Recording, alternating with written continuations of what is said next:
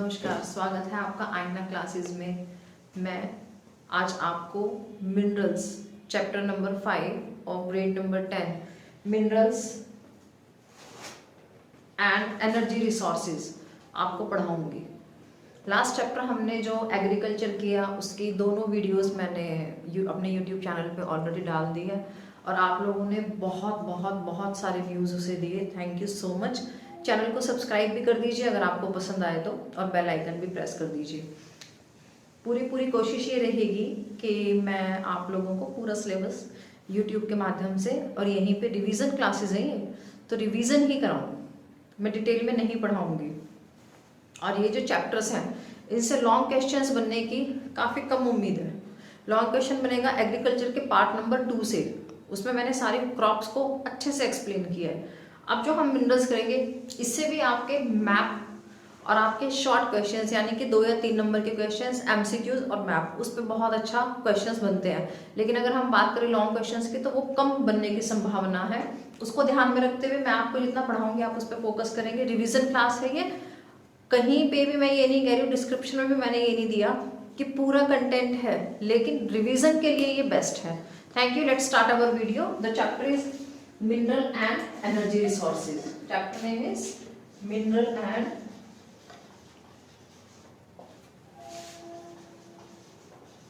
Energy resources.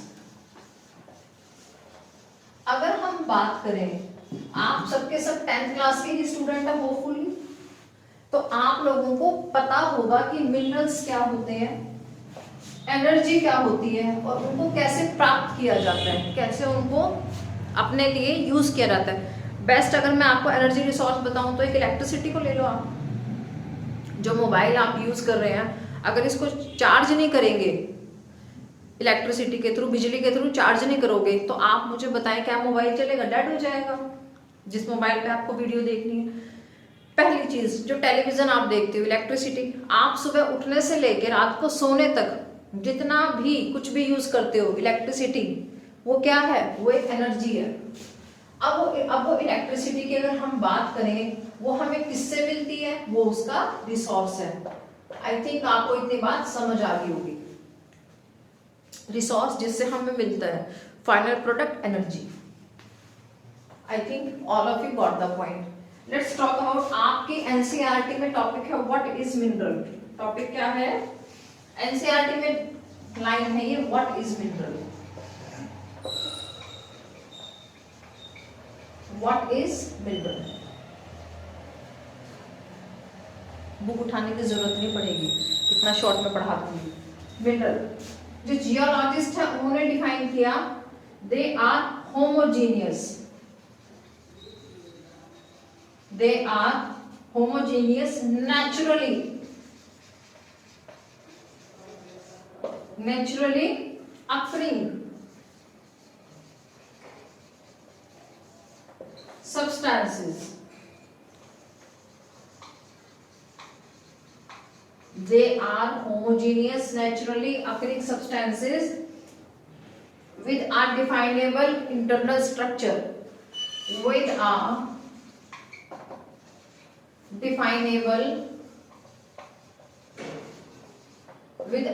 definable internal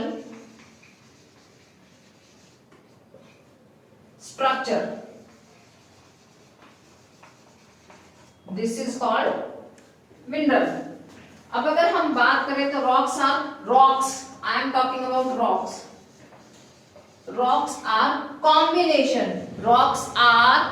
combination of homogeneous substances. Rocks are combination of homogeneous substances known as minerals. अगर एक next point की अगर मैं बात करूं तो वो आपका एनसीईआरटी में दिया हुआ है, over 2000 minerals have been identified. कितना बोला है? देखो ये 2000 मिनरल्स मैंने इसलिए कहा, वैसे इतना डीप क्वेश्चन है एमसीक्यू में पूछेगा नहीं, 10th क्लास का एग्जाम है, फिर भी पूछ भी ले तो लगभग 2000 मिनरल्स जो हैं वो मिल चुके हैं। और बहुत कम, जिनको हम कहते हैं कि बहुत सारी रॉक्स में बहुत कम जो है वो 2000 मिनरल्स लगभग हमें मिले हैं। अब अगर हम नेक्स्ट क्लास, पहले इसको रिवाइज करा देते हैं फिर नेक्स्ट क्लासिफिकेशन हम देखेंगे। देखो इधर आओ, what is mineral? Minerals are homogeneous naturally occurring substances with a definable internal structure that is known as mineral। अच्छा जी, उसके बाद रॉक्स की बात करें, मिनरल्स के बारे में अगर हम बात करते हैं तो rocks are combination of homogeneous substances, they are having minerals. वो अभी मैं जब बताऊंगी ना तब आपको लगेगा नॉर्मल है, ये समझ आएगा। लगभग 2000 मिनरल्स रॉक्स के अंदर हमें मिल चुके हैं, अप्रॉक्स 2000। अब आपका एनसीईआरटी का हम नेक्स्ट टॉपिक करेंगे जो एनसीईआरटी में दिया हुआ है।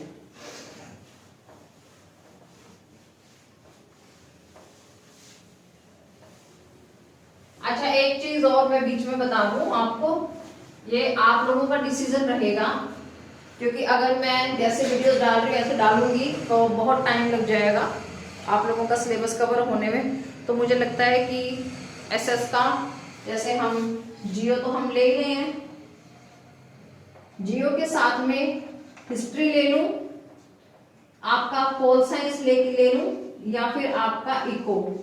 आप जियो तो हम चला ही रहे हैं, इन तीनों में से आप मुझे कमेंट करके बताएंगे कि इन तीनों में से मुझे क्या आगे इसके साथ में लेना है। फिर 2 वीडियो आ जाया करेंगे आपके रेगुलर बेसिस पे, एक ज्योग्राफी की आ जाएगी और एक इनमें से आ जाएगी। ठीक है, ये आप मुझे कमेंट करके बताएंगे, ये आपका डिसीजन होगा ताकि आपकी रिवीजन बढ़िया चले। एक बार सिलेबस कंप्लीट हो जाएगा अगर हमारा, तो मैं दोबारा से सिलेबस स्टार्ट करा दूंगी, वो क्वेश्चन फॉर्म में कराऊंगी। फिर नेक्स्ट है आपका क्लासिफिकेशन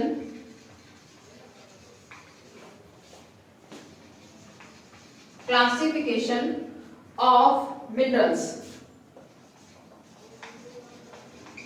क्लासिफिकेशन ऑफ मिनरल्स अगर हम बात करें तो क्लासिफिकेशन में इसमें आपका बुक में दिया हुआ है metallic,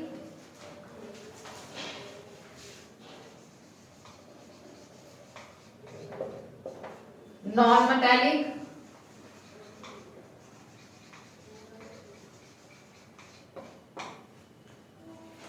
energy minerals.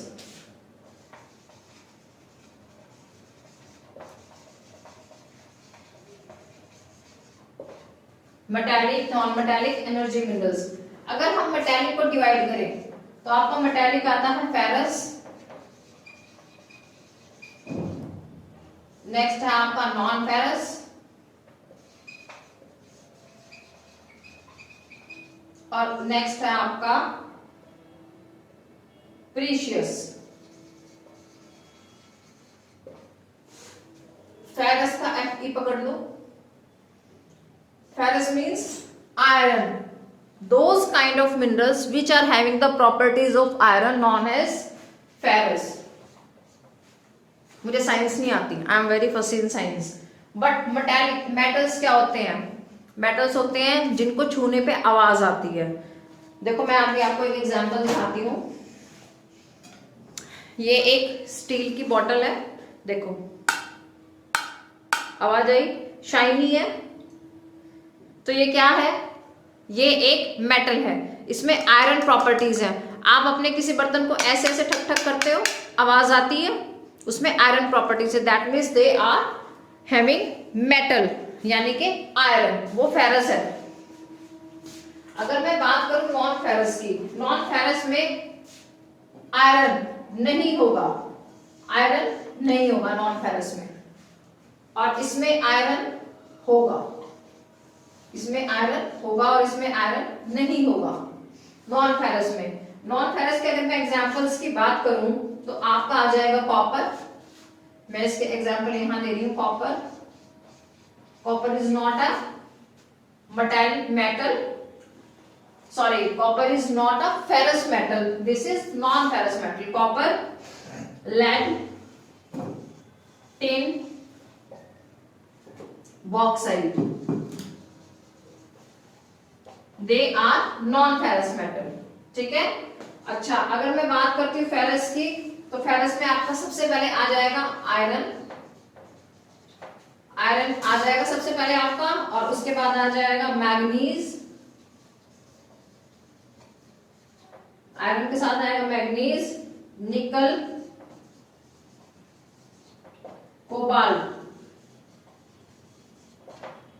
Iron, manganese, nickel, cobalt, they are ferrous. अगर हम नॉन फेरस की बात करें तो they are copper, lead, tin, bauxite. अगर मैं प्रीशियस की बात करती हूँ, ना फेरस है ना नॉन फेरस है। अगर प्रीशियस की हम बात करें, गोल्ड, सिल्वर, प्लैटिनम, अच्छा, etcetera, they are precious. Ferrous में iron, manganese, nickel, cobalt. Non ferrous में copper, lead, tin, bauxite. Precious में गोल्ड, सिल्वर, प्लैटिनम, एटसेट्रा। इतना सबको क्लियर है। अब हम बात करते हैं नॉन मेटेलिक की। नॉन मेटेलिक में शाइनिंग नहीं होगी, हार्ड नहीं होंगे। नॉन मेटेलिक ना तो उनमें शाइनिंग होगी ना वो हार्ड होंगे। तो नॉन मेटेलिक क्या होंगे आपका? Mica, salt, potash. अभी हम ये भी देखेंगे कि ये बनते कैसे हैं, किससे क्या क्या मिलता है। Salt, potash, granite, sulphur. ये तो वो है जो एनसीईआरटी में दिया हुआ है, इससे आपके एमसीक्यू बनने के पूरे पूरे चांस बनते हैं। Sulphur, granite, limestone. अच्छा, अगला है आपका मार्बल और आपका सैंडस्टोन एटसेट्रा। मैं एक रिवीजन, क्विक रिवीजन दे देती हूँ। नॉन मेटेलिक में mica, salt, potash, sulphur, granite, limestone, marble, sandstone, they are non metallic, they are non metallic. अब अगर हम एनर्जी की बात करें, बेस्ट एग्जांपल इज कोल। सबको पता है, सर्दियां वैसे चल रही हैं तो किसको नहीं पता कोयले के बारे में। अच्छा, उसके बाद बात करते हैं हम नेचुरल गैस। किसको नहीं पता नेचुरल गैस के बारे में? सबको पता है। और आपका पेट्रोलियम। अब आप सुन लो मेरी बात ध्यान से। ये जो पूरा बोर्ड है ना, आपको बस इतना ही पढ़ना है इस चैप्टर में, और इतना ही पढ़ के ये चैप्टर पूरा हो जाएगा। बहुत ज्यादा नहीं है, बिल्कुल शॉर्ट में छोटा सा कंसाइज करके पढ़ाऊंगी। पहले ये बताऊंगी कि रॉक्स में, कौन सी रॉक्स में क्या क्या मिलता है, कौन सी रॉक्स में क्या बनता है, कैसे बनता है, और कैसे इसको बाहर निकालते हैं। क्या इस पे गवर्नमेंट पूरा काम करती है या इसको आप और मैं भी निकाल सकते हैं। इंडिया में कौन से स्टेट में क्या है, इंडिया में कौन सा सबसे ज्यादा एनर्जी रिसोर्स है, यूज होता है, इंडिया में किस तरह से क्या काम होता है। हम आगे जो चैप्टर करेंगे, यही चैप्टर जो आगे बढ़ेगा वो इसी सब बेसिस पे बढ़ेगा। मैं एक बार पानी पी लूं, just wait a moment.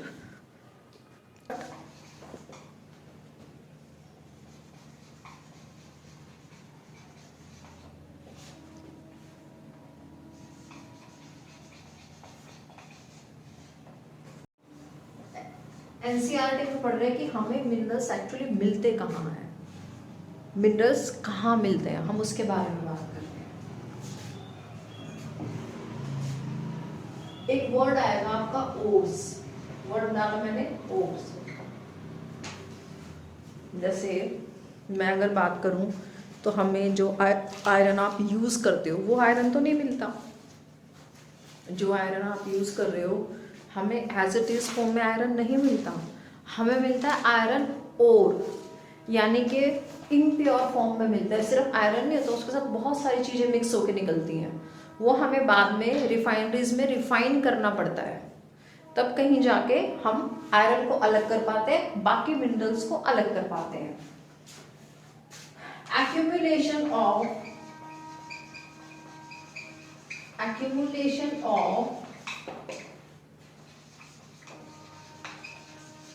any mineral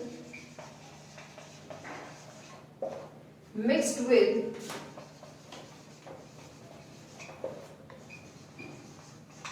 accumulation solution of any mineral mixed with other elements known as ores. ये आपका ओर है।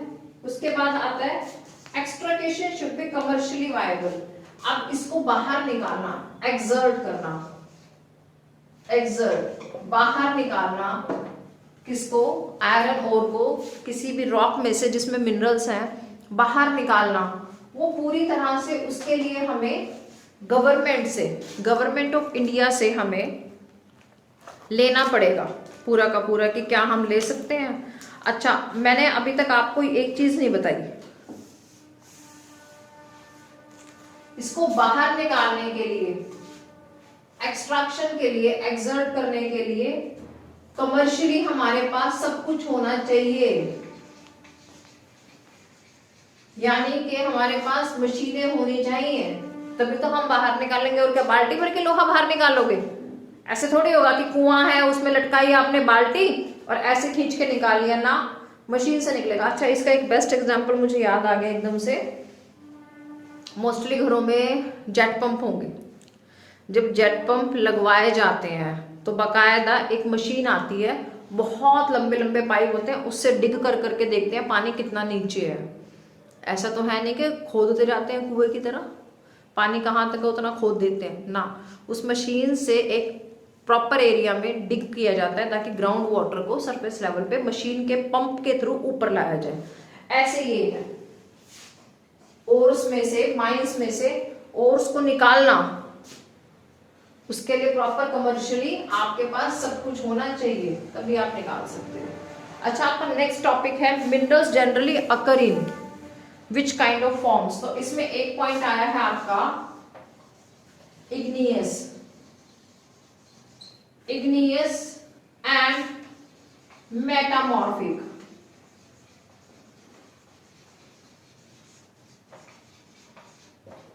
igneous and metamorphic rocks। हम स्पेशली किन की बात कर रहे हैं, आप लोग ध्यान से देखिए, igneous and metamorphic rocks की।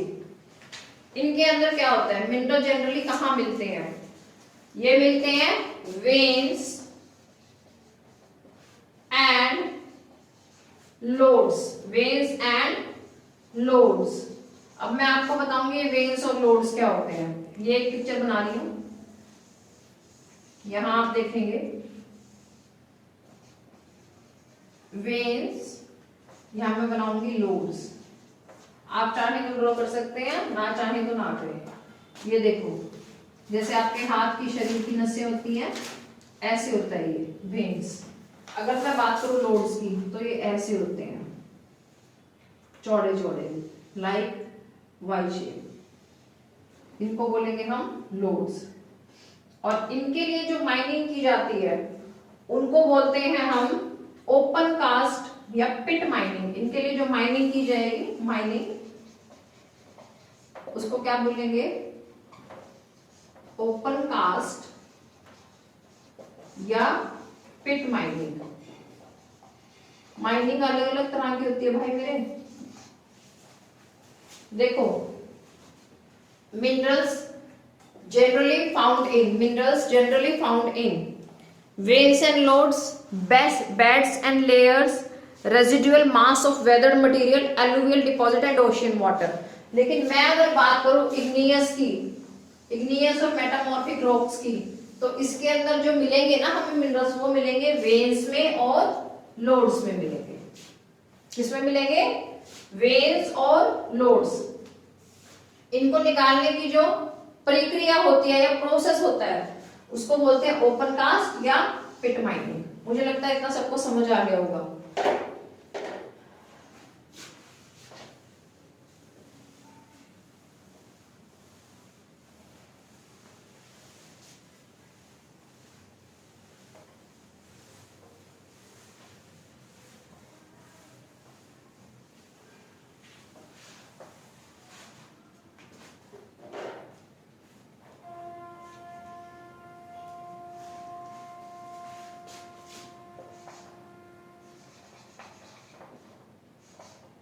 Veins and loads.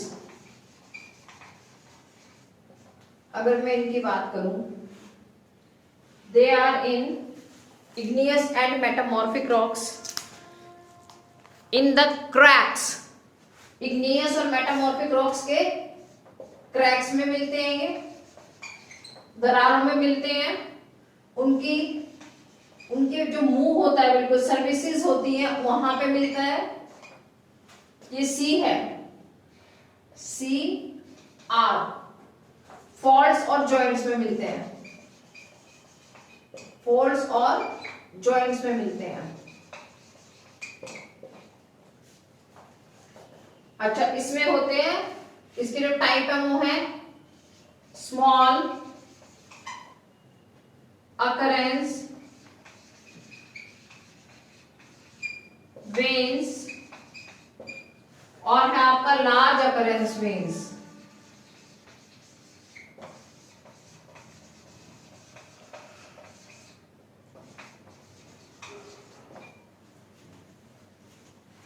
अच्छा, ये बनते कैसे हैं? एक्चुअली ये बनते कैसे हैं उसकी अगर हम बात करें तो जो रॉक्स होती हैं, जो रॉक्स बनती हैं, उस पर डिपेंड करता है कि ये बनेंगे कैसे।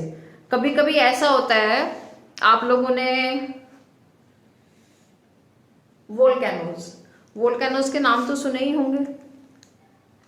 वोल्केनो में से जो लावा निकलता है वो बहुत ज्यादा गर्म होता है और बहुत लिक्विड होता है। तो देखो, मुझे इधर देखो, ये आपका अनार के जैसे, ये अनार के जैसे है, ठीक है। ये बाहर आया और ये यहाँ पे आके ठंडा हो गया, लेकिन जब ये निकल के रुक जाता है तो ये यहाँ पे भी जम जाता है, अंदर भी जम जाता है। बाहर तो जमेगा ही, लेकिन अंदर भी जम जाएगा। अंदर भी तो रॉक बन गई है, बाहर तो बनी ही बनी, यहाँ पे भी बनी है। अगर आपने पढ़ा हो, जो हमारी अर्थ है वो अंदर से बहुत ज्यादा, जितना हम अर्थ के सरफेस से जैसे जैसे हम 11 किलोमीटर से नीचे जाते हैं तो लगभग 1 डिग्री टेम्परेचर बढ़ना शुरू हो जाता है, कम नहीं होता। और कहते हैं, मतलब ऐसा पढ़ा है मैंने, जो ये अर्थ है, अर्थ का अगर ये सेंटर पॉइंट है, इस पॉइंट की अगर हम बात करें तो यहाँ पे सब कुछ लिक्विड फॉर्म में है। और यहाँ पे क्या है, निकल एंड फेरस सबसे ज्यादा है यहाँ। ये वाला जो पॉइंट है अर्थ का सेंटर पॉइंट, ये बिल्कुल बॉइल हो रहा है, बहुत ज्यादा लिक्विड फॉर्म में है ये, अगर मैं आपसे बात करूँ तो जो ये रॉक्स बनती हैं, अभी इनके बीच में जो क्रैक्स हैं, इनके बीच का जो स्पेस है, इनके अंदर क्या मिलेगा आपको? मिनरल्स मिलेंगे, ऑब्वियस मिनरल्स मिलेंगे। मुझे लग रहा है इतना पॉइंट आप लोगों को क्लियर हो गया होगा। ये रिवीजन क्लास है, मैं कंटेंट नहीं समझा रही हूँ। अब अगर हम बात करें तो अगला आपका तरीका आता है, और जो ये just a second, sedimentary rock वाला पार्ट है आपका, वो समझा देती हूँ मैं, थोड़ा सा समझाऊंगी, ज्यादा नहीं। सेडिमेंट्री रॉक,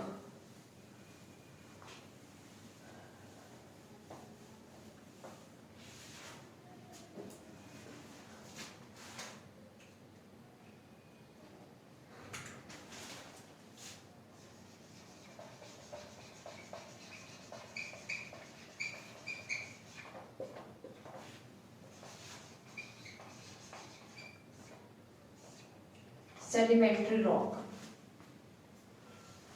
इसमें मिलते हैं आपको मिनरल्स बेड्स की फॉर्म में, दूसरा मिलते हैं आपको लेयर्स की फॉर्म में। सेडिमेंटेशन जिसको बोलते हैं, एक लेयर आई, फिर दूसरी लेयर आई, फिर तीसरी आई, फिर चौथी है। जैसे बेड के ऊपर आप चादर बिछाते हो, एक के ऊपर दूसरी चादर बिछा लो, तीसरी चादर बिछा लो, चौथी चादर बिछा लो, वो सेडिमेंटेशन हो गया, वो लेयर्स बनती चली गई। सेडिमेंट्री रॉक में मिनरल्स मिलेंगे बेड्स और लेयर्स की फॉर्म में।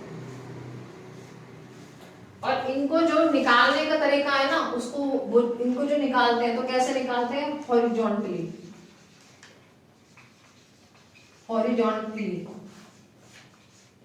एक मैं आपको पढ़ाऊंगी रेड होल माइनिंग, बहुत इंटरेस्टिंग है। मतलब ऐसी ऐसी चीजें पढ़ोगे ना, मजा आ जाएगा। चैप्टर बोरिंग नहीं लगेगा आपको। जब बेड की फॉर्म में है तो ऑब्वियसली हमें हॉरिजॉन्टली निकालना पड़ेगा, रेड होल माइनिंग में हम वर्टिकली करेंगे। मैं आपको पूरा समझाऊंगी, आपको इंटरेस्टिंग लगेगा। अब मैं बात करती हूँ सेडिमेंट्री फॉर्म में आप क्या क्या निकालते हैं। अगर मैं सेडिमेंट, इसको बाद में कराऊंगी, इसको छोड़ दो। सेडिमेंट्री फॉर्म में हम निकालते हैं कोल, हम निकालते हैं जिप्सम, हम निकालते हैं पोटाश, पोटाश सॉल्ट, और फिर निकालते हैं हम सोडियम सोल्ट।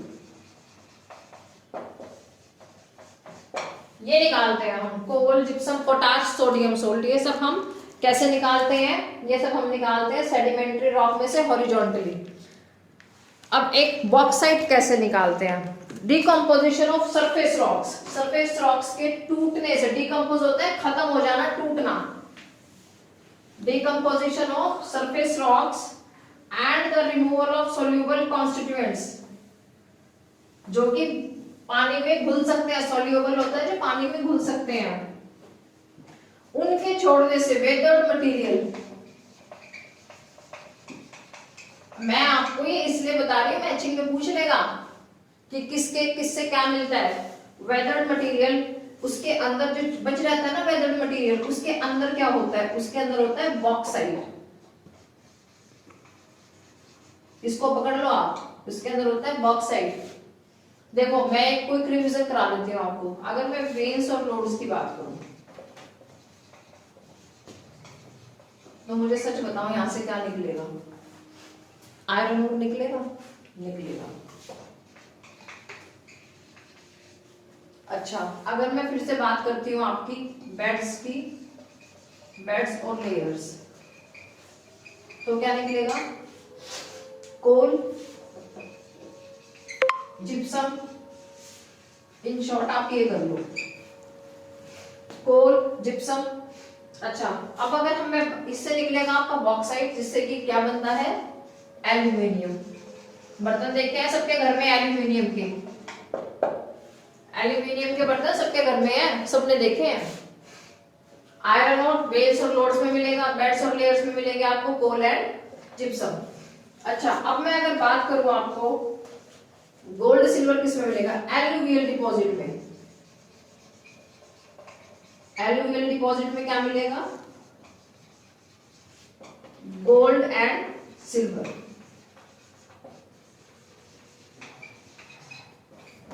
ठीक है, इसमें क्या मिलेगा आपको? Gold and silver. ये कैसे बनते हैं? ये जो बेस ऑफ हिल्स होते हैं, बेस ऑफ हिल्स होते हैं, और इसमें प्लेसर डिपॉजिट्स होते हैं। देखो एलुवियल सॉइल कहाँ होगी?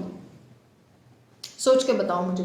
एलुवियल सॉइल वहां होगी जहां से फ्रेश वाटर जो है रिवर पास ऑन होती है, जो हिली एरिया होते हैं उसके नीचे वाला पार्ट। तो ये अपने साथ जो कुछ भी लेके आती है उसमें गोल्ड और सिल्वर भी होता है। ये कहना चाह रहा है आपके एनसीईआरटी ये कहना चाह रही है। ये मत सोच लेना गंगा मैया के अंदर जाएंगे, डुबकी मारेंगे और सोना हाथ में आ जाएगा, गलती मत करना ऐसे सोचने की, ठीक है। लेकिन एलुवियल डिपॉजिट में क्या मिलेगा आपको? गोल्ड और सिल्वर। अब अगर हम बात करें, इसमें टिन भी मिलता है भाई मेरे, एक टिन भी मिलता है इसमें। अब जो अगर हम बात करें, फिफ्थ है आपका ओशियन वाटर्स। ओशियन वाटर में आपको क्या मिलेगा? ऑब्वियस है यार, सॉल्ट मिलेगा। क्यों? इवेपोरेशन की वजह से, due to evaporation, due to evaporation. इतना क्लियर हुआ सबको? ये जो 5 मैंने लाइनें कराई है ना, ये पूरे 2 पेज का निचोड़ है आपका। ये 5 लाइनें 2 पेज का निचोड़ है। अब मैं आपको इस बुक का सबसे इंटरेस्टिंग टॉपिक कराऊंगी, रेड होल माइनिंग। मजा आ जाएगा करके सच में।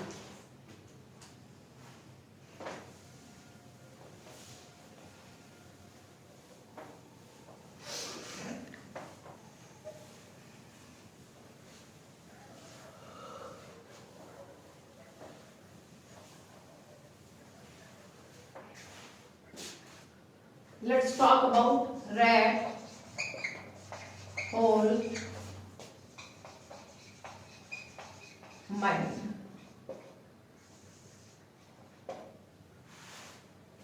से चूहे नहीं देखे, आप सबने देखे हैं चूहे। चूहे कुतरते बहुत हैं और मतलब कहीं से भी सुरंग बना लेते हैं। सुरंग समझते हैं ना, कहीं से भी वो सुरंग बना लेंगे, अपना रास्ता बना लेंगे निकलने का। किसकी बात कर रहे हैं हम? रैट की। तो जब बात आती है रैट होल माइनिंग की, इसका मतलब सुरंग तो बनानी है हमें, खोदना है हमें। तो वो खोद के और हम क्या निकालते हैं उसकी बात करेंगे और कहाँ पे होता है। देखो सुनो, मैं तुम्हें एक चीज क्लियर कर दूं, अगर तुम ये सोच रहे हो कि हमेशा सिर्फ गवर्नमेंट ही इन सब चीज़ों को निकाल सकती है तो तुम गलत हो। इंडिया के कुछ एरियाज ऐसे हैं जहाँ के पे वहाँ के ट्राइब्स और जो लोकल लोग हैं वो निकालते हैं।